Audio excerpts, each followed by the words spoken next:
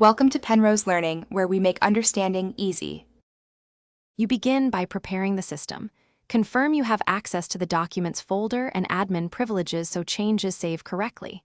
Once done, close Valorant and Vanguard to avoid file lock conflicts. Now open File Explorer and enable hidden items so the game folder becomes visible. This matters because Riot stores configs in user directories that are hidden by default.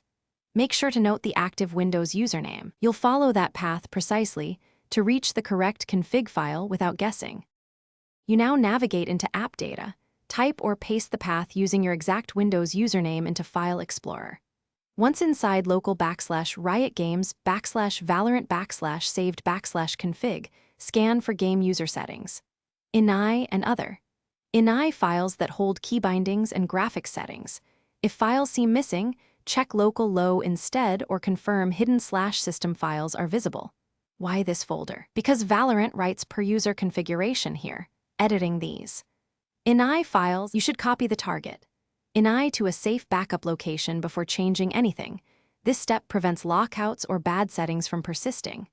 Then open the file with Notepad or Notepad++, modify values carefully, save, and optionally set the file to read-only to prevent overwrites. Once saved, launch Vanguard and Valorant to confirm changes. If something breaks, restore your backup, ensure Vanguard and Valorant were closed during edits, and retry. These checks resolve most permission or conflict problems quickly.